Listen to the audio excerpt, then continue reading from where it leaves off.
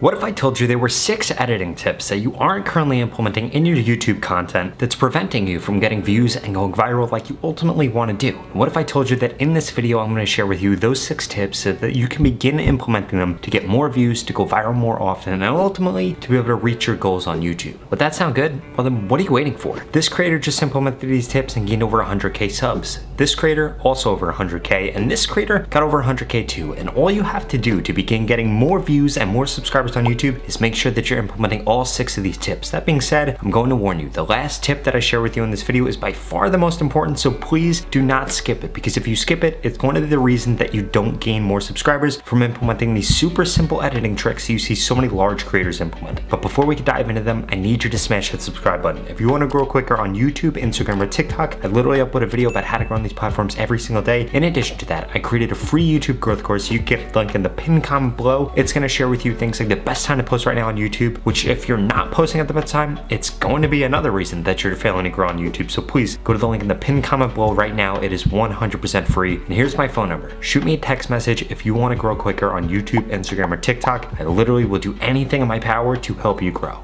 Trick number 1 is making sure that you're looping your videos. Now, a lot of people have no idea how to loop their content. When it comes to short form content, you need to make sure that you are always adding a loop into the short form content. And the way that you're going to do this is you're going to get rid of the first 3 seconds of your video, put it at the end of your video, and get straight into it. So essentially, this works for 2 reasons. 1, because a lot of times viewers have no idea that the content's looping, and they don't realize until they're 150% through the video, which yes, means that they watch the video once and then are watching the video again, and that means that you just got an increase in the average view duration, an increase in the average watch time, and this is good across all platforms. The second reason is because a lot of you guys start off your video in a BS way and don't get straight into it. So what does this mean? You getting rid of the first 3 seconds actually brings you to the real hook of your video, which again, increase the amount of people that end up watching your video, because the largest drop off that you're going to see on short form content doesn't come at the 50% mark, not at the 25% mark, definitely not the 90% mark. It actually comes in the first 3 to 5 seconds of your video, and if you're able to get straight into it, well then boom, you're able to keep people for a longer period of time, because that is the hardest hump for you to actually get over as a content creator.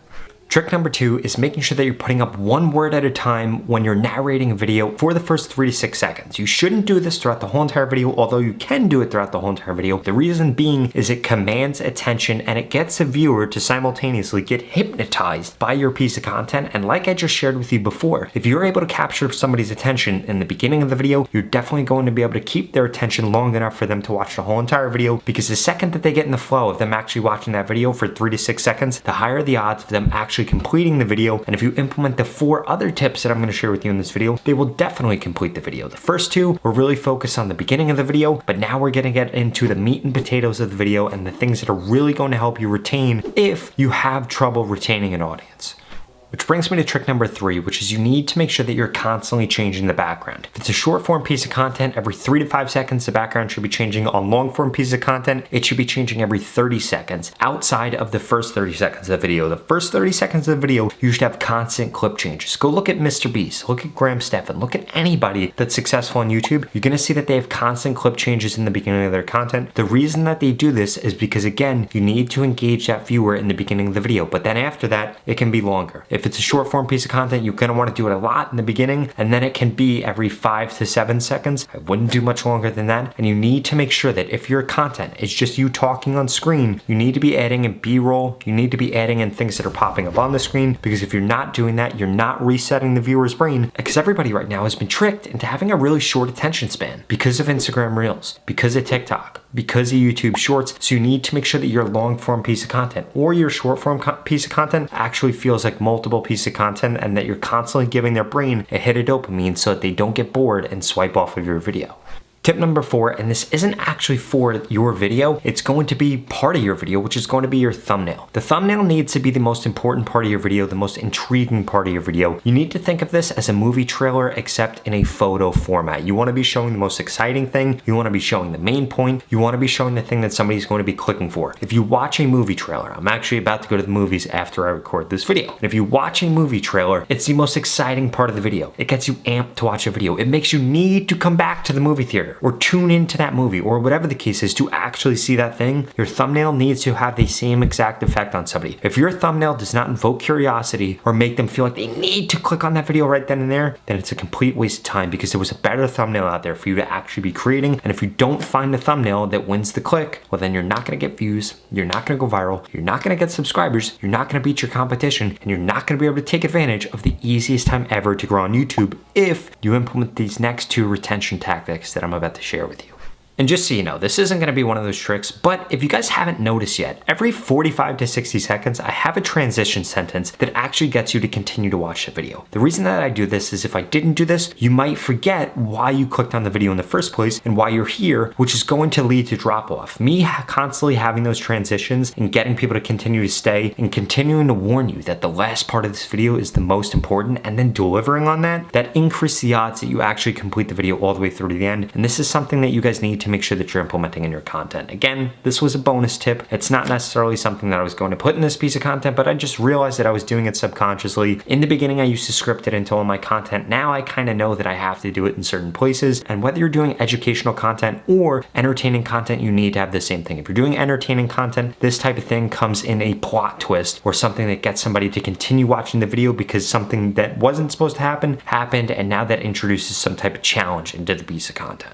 Which brings me to tip number 5, which is that in the beginning of your video, you need to introduce the stakes to the piece of content. If it's educational content, you need to be telling them what they're going to be getting, what the payoff is going to be, why they clicked on the video, why they need to make sure that they watch the video, and you basically need to set the stakes. I did that by telling you in the beginning of this video that if you skip just one part, it's going to be the reason that you're not successful on YouTube. The reason that I did this was because if I didn't set those stakes and really push on the pain that you're feeling, that you're not successful on YouTube right now, well, then you wouldn't end up watching this video. And you need to do the same exact thing in your educational content or in your entertaining content. If you do entertaining content, you do the same thing. Somebody that's an absolute master at this is Mr. Beast. You'll see in the first 30 seconds of his video, he tells you why you need to watch all the way through to the end, and then boom, immediately there's a plot twist, there's something that makes you laugh, and you need to make sure that you're implementing this in your content, because if you're not, people aren't going to watch your video all the way through to the end, because like I shared so many times in this video, it could be a 15-second video, 30-second video, 30-minute video. If they're not reminded of why they need to continually watch the video all the way through, they're not going to watch it. You need to set those stakes at the beginning of the video. On videos that you actually end up doing this, you're going to get more views, you're going to get a higher average view duration, and you're going to end up being more successful.